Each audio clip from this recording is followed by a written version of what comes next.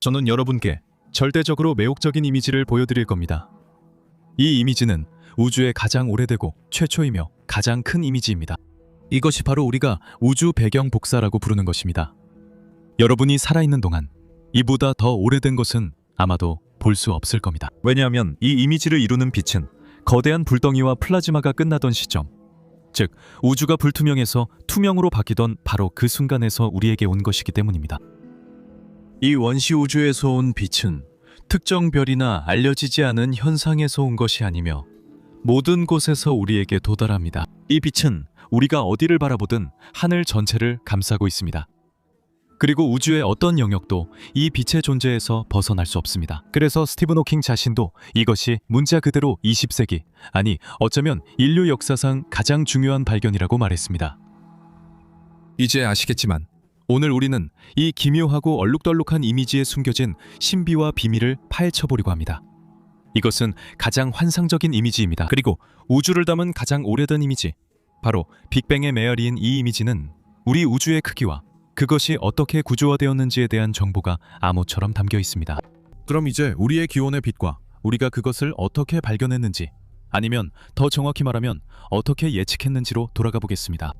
왜냐하면 우주 배경 복사의 존재는 우리가 그것을 관측할 수 있기 훨씬 이전에 이미 예측되었기 때문입니다. 1920년대 말 아주 큰 규모에서 우주가 팽창하고 있다는 관측 결과들이 쌓이면서 점점 더 많은 연구자들이 우리 우주가 팽창하면서 식기 전에 엄청나게 뜨겁고 밀도가 높은 상태를 거쳤을 가능성을 진지하게 받아들이기 시작했습니다. 그 안은 빛조차 이동 못할 만큼 매우 밀집된 상태였습니다.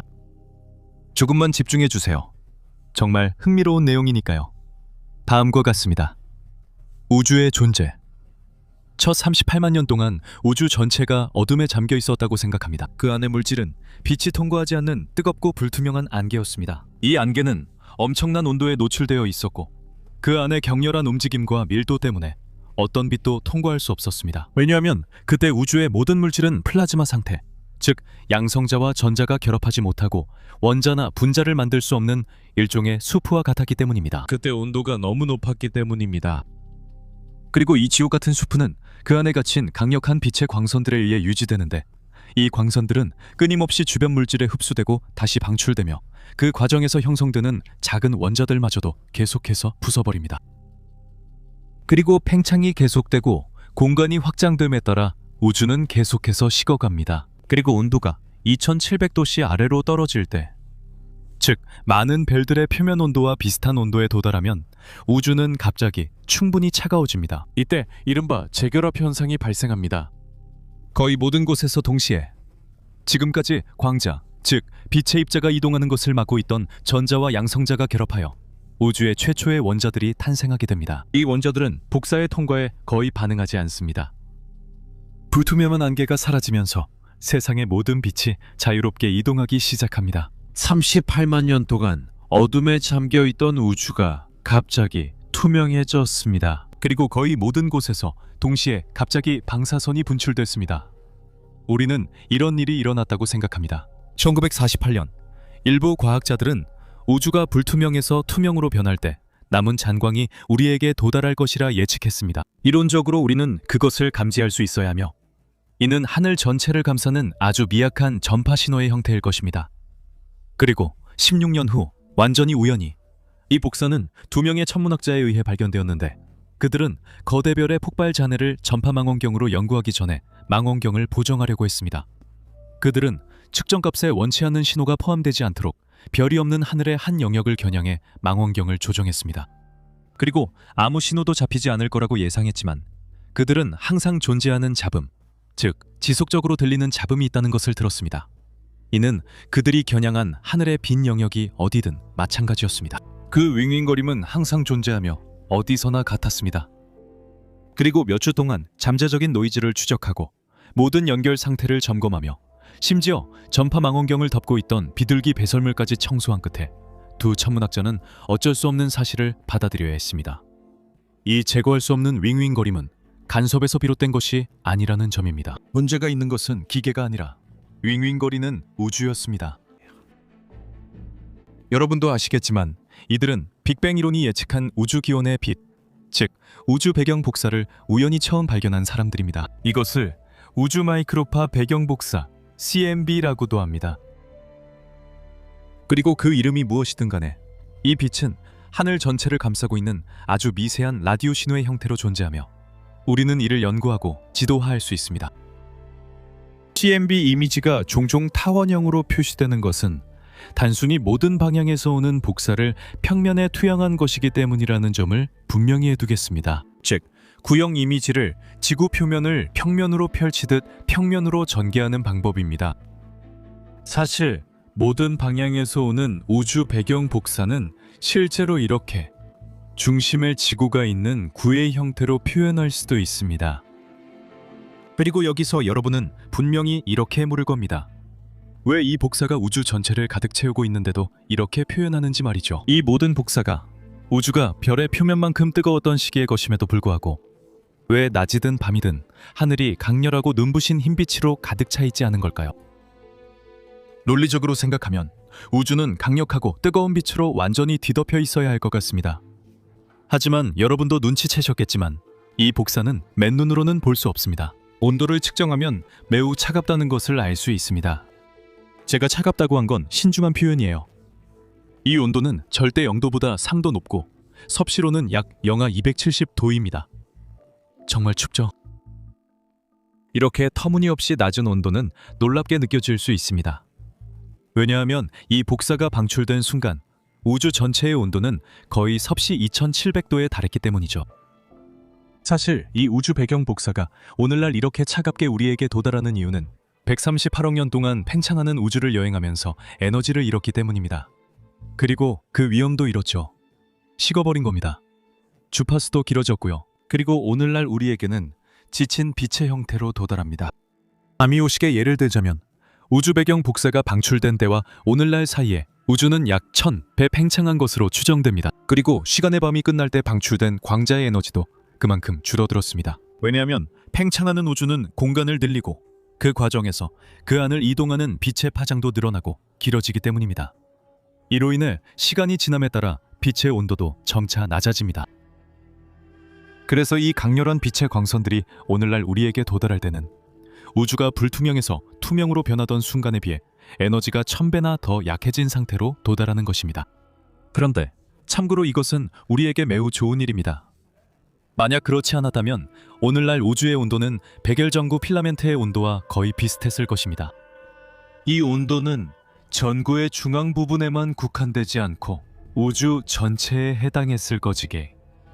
사실 만약 여러분이 마법처럼 우주 배경 복사가 방출된 직후로 순간이동할 수 있다면, 그리고 온도를 무시한다면 아마도 여러분은 제철소의 중심에서 나오는 것과 같은 강렬한 백색광에 압도되어 꼼짝 못하고 눈이 멀었을 것입니다. 또한 전속력으로 달리는 38톤 트럭의 헤드라이트에 잡힌 토끼처럼 얼어붙었을 것입니다. 단지 차이점이 있다면 그 대형 트럭이 모든 방향에서 여러분으로부터 멀어지고 있다는 것이고, 여러분은 곧 우주의 강렬한 빛을 보게 될 것입니다. 빛이 주황색으로, 그 다음에는 빨간색으로 변하다가 결국 가시광선을 벗어나 적외선 영역으로 들어가게 됩니다. 이렇게 계속되어 오늘날은 아주 약한 마이크로파 신호로 우리에게 도달합니다. 그리고 이 모든 것에도 불구하고 여전히 플래시의 초기 강도를 상상하기 어렵다면 그 위력을 뇌리에 강하게 새길 만한 비유를 들어드리겠습니다. 비록 138억 년이 지난 지금도 빅뱅의 빛의 메아리는 우주 전체에 존재하는 모든 빛의 거의 96%를 차지하고 있습니다.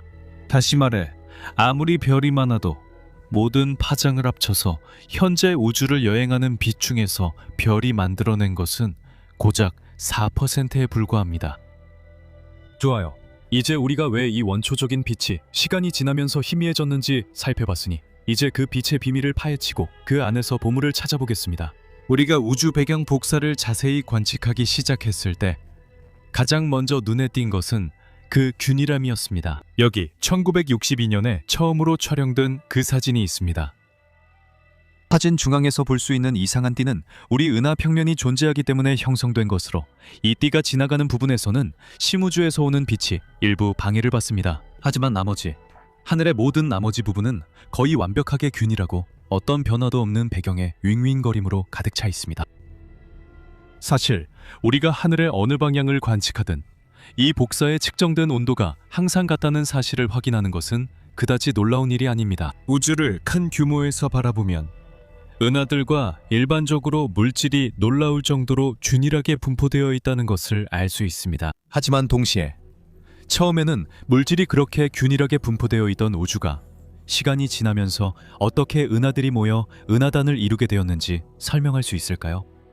이 질문들에 대한 답은 그 후 수십 년 동안 점점 더 민감해진 관측 장비들이 실제로 이 놀라운 균일성 뒤에 아주 작은 불균형이 숨겨져 있다는 것을 보여주면서 밝혀졌습니다. 1992년 관측위성 코비니는 여기서 우리 은하인 은하수의 존재가 보정되지 않은 이미지를 볼 수 있는데 이 위성이 CMB 내에 수많은 얼룩이 존재함을 드러내기 시작했습니다.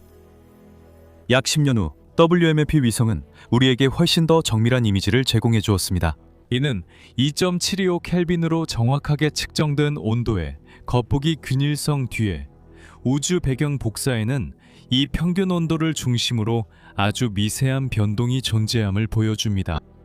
그리고 2009년에 발사된 플랑크 위성의 극도의 민감도 덕분에 우리는 현재까지 가장 정밀한 우주 배경 복사의 지도를 만들 수 있었습니다. 그리고 그 지도에는 모두 원시 우주의 온도 차이에서 비롯된 수천 개의 작은 점들이 그려져 있는 것을 볼 수 있습니다.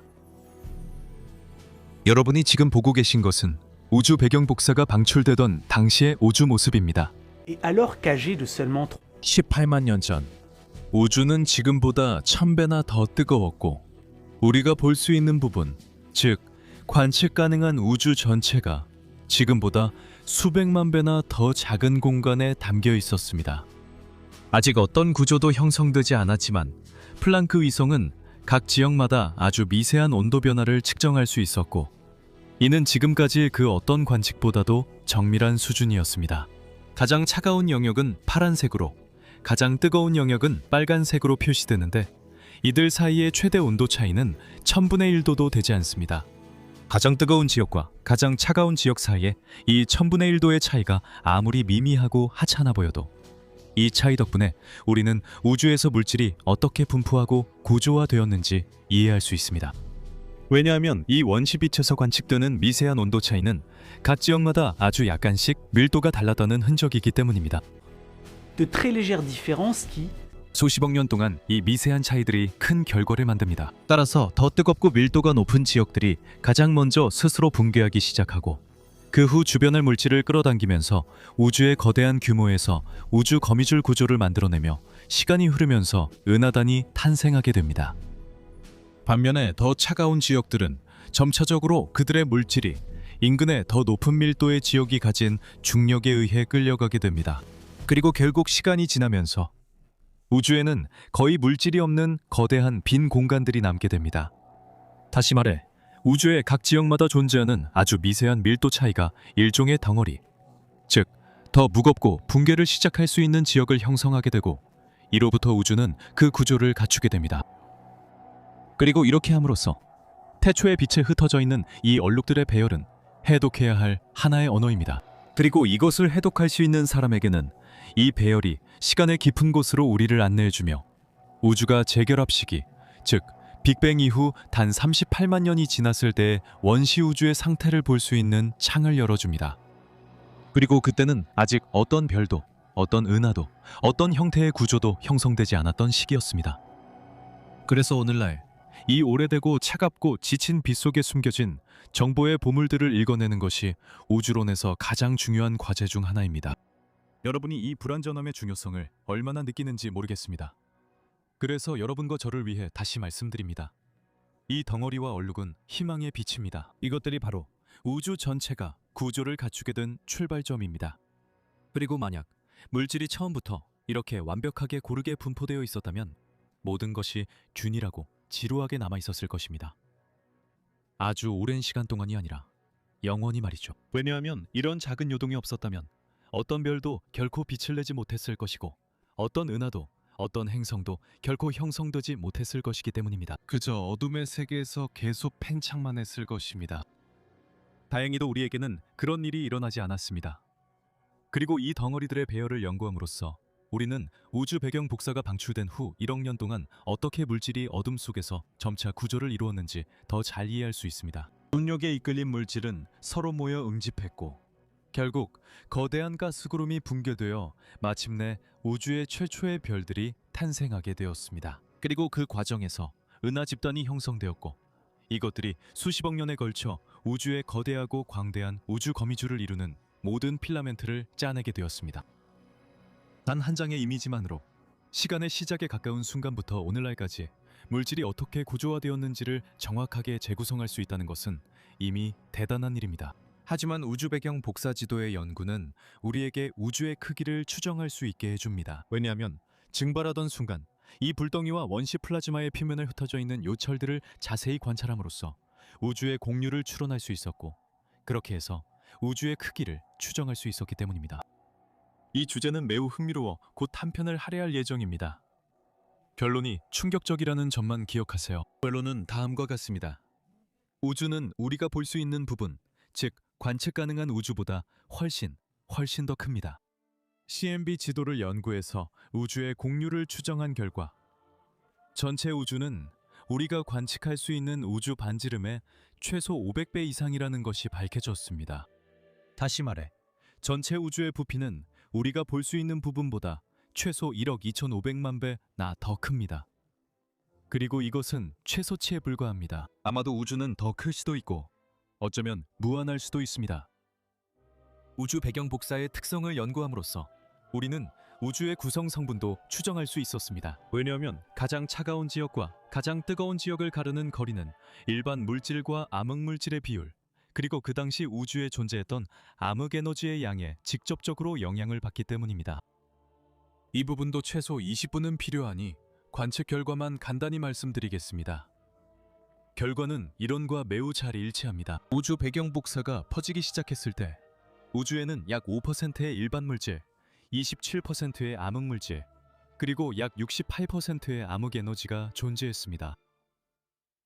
또한 CMB 얼룩을 정밀하게 연구해 우주의 팽창 속도와 나이도 훨씬 정확히 측정할 수 있었습니다.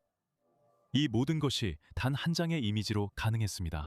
이 이미지는 아직 모든 것을 말하지 않았습니다. 여전히 우리가 이해하지 못하는 수수께끼와 빈틈이 남아있기 때문입니다. 예를 들어 우주 냉점이라고 불리는 이상한 이상 현상이나 우리가 포착하는 라디오 신호의 세기가 예상보다 훨씬 더 약하다는 점 등이 있습니다. 우리가 우주 배경 복사 지도에서 남반구에 뚜렷하게 보이는 이 거대하고 비정상적으로 차가운 영역의 존재가 많은 사람들의 관심을 끄는 이유는 그것이 아마도 존재해서는 안 될 현상이기 때문입니다. 우주의 팽창 속도로는 이 정도 규모의 이상현상이 생겨날 수 없었기 때문입니다. 그래서 일부는 여기에 우리가 모르는 것이 있다고 생각합니다.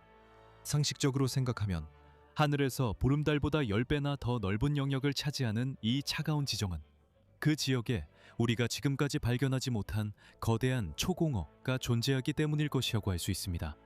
이 초공허는 일부 우주 배경 복사가 우리에게 오기 전 통과한 곳으로 그로 인해 에너지가 약간 변했을 것입니다. 하지만 이 차가운 지점의 본질은 아직까지 수수께끼로 남아있어서 일부 연구자들은 놀라운 이론들을 제시하기도 했습니다. 예를 들어 이 일련의 흔적들이 충돌해서 기인했다는 가설이 있습니다. 빅뱅 직후 우리 우주와 그의 평행한 또 다른 우주 사이에서 말이죠. 그래서 일종의 흉터, 멍자국과도 같은 흔적일 수 있다는 것이죠.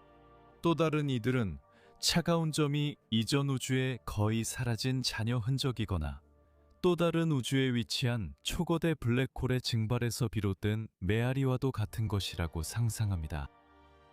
흥미로운 추측들이지만 현재로서는 우리가 실험해 볼 수 없는 것들입니다.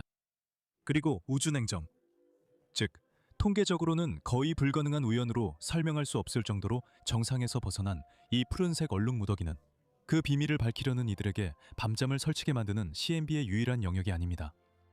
실제로 이해하기 힘든 이런 영역이 30군데나 더 있습니다. 그리고 그 중에서 가장 이상하고 수수께끼 같은 곳은 분명히 악의 축이라고 불리는 영역입니다. 네, 우주론자들도 멋진 이름을 붙일 줄 압니다. 악의 축이 포함하고 있는 우주냉점과는 달리 악의 축은 전체적으로 우주 배경 복사의 평균 온도보다 아주 아주 약간 더 높은 영역입니다. 그리고 무엇보다도 이 영역은 이해할 수 없을 정도로 관측 가능한 우주의 거의 절반에 걸쳐 뻗어 있습니다. 이 이미지를 보면 알 수 있듯이 대비가 강하게 강조되어 있습니다. 악의 축의 존재가 문제가 되는 이유는 하늘의 넓은 영역의 평균 온도가 전체 우주 배경 복사의 평균 온도와 거의 완벽하게 일치해야 하기 때문입니다. 왜냐하면 그 안에서는 모든 미세한 불균형들이 결국 상쇄되어야 하기 때문입니다. CMB의 얼룩들이 큰 규모에서 완전히 무작위로 분포되어 있는 것처럼 보이기 때문입니다. 이미 다소 당황스러운 이 사실에 또 다른 이상함이 더해집니다. 바로 악의 축이 우리 태양계의 평면과 거의 완벽하게 유치하는 방향을 가지고 있다는 점입니다. 그리고 아직 아무도 그 이유를 설명하지 못하고 있습니다. 어쩌면 이것도 정체를 드러내지 않는 지독한 우연의 산물일 수도 있고, 아니면 우리가 아직 알지 못하는 무언가가 있을지도 모릅니다. 요컨대 우리는 아직 CMB의 모든 비밀을 밝히기엔 멀었습니다. 그리고 저는 이런 생각이 정말 마음에 듭니다. 만약 이런 작은 밀도 요동, 즉 우주론자들에게는 우주의 시작 역사를 연구할 수 있는 열린 책과도 같은 이 작은 점들이 없었다면 우리 은하도, 태양도, 지구도 결코 탄생하지 못했을 거라는 점 말이죠. 여러분과 저 모두 이 자리에 없었을 겁니다. CMB는 복잡성의 출현을 완벽함에서 찾으려 해서는 안 된다는 점을 상기시켜줍니다. 우리에게 다행인 건 처음부터 불완전함이 많았다는 점입니다. 그리고 이러한 미세한 밀도 차이로부터 수조 개의 은하가 형성되었고, 그 안에는 수천억 개의 별들이 있으며 그 주위를 더 많은 천체들이 돌고 있습니다. 그리고 그중 적어도 하나에서는 인간들이 이론적 모델을 만들어서 우리가 우주 배경 복사를 발견하기도 전에 그 존재를 예측할 수 있었습니다. 인간들은 또한 중성미자나 중력파와 같은 입자와 현상의 존재를 예측하고 발견할 수 있었습니다. 이것들은 앞으로 우리가 시간 속에서 더 멀리, 즉 우주 배경 복사보다도 더 오래된 우주의 모습을 볼 수 있게 해줄지도 모릅니다. 왜냐하면 우리가 우주의 첫 38만 년 동안의 모습을 빛의 입자에 의존해서 볼 수는 없지만, 이른바 마지막 산란면을 통해 그 너머를 볼 수 있을 것이라는 이론적인 가능성은 존재하기 때문입니다. 즉, 우주에서 가장 오래된 전자기 복사가 방출된 영역이며 그 너머에서는 더 이상 어떤 빛도 우리에게 도달하지 않는다는 뜻입니다. 왜냐하면 유령 같은 중성미자들과 중력파는 우주 배경 복사가 교환을 통과할 수 있게 되기 전 원시 우주를 지배하던 뜨겁고 불투명한 플라즈마의 안개 속에서도 아무런 방해 없이 이동할 수 있기 때문입니다. 안타깝게도 우리는 인내심을 가져야 할 것 같습니다. 왜냐하면 현재로서는 그런 검출기를 개발할 능력이 전혀 없기 때문입니다. 이 중성미자들과 중력파가 존재하는 에너지 수준에 민감한 검출기를 말입니다. 이들은 138억 년에 걸친 우주의 팽창으로 인해 극도로 약해지고 희석된 상태입니다.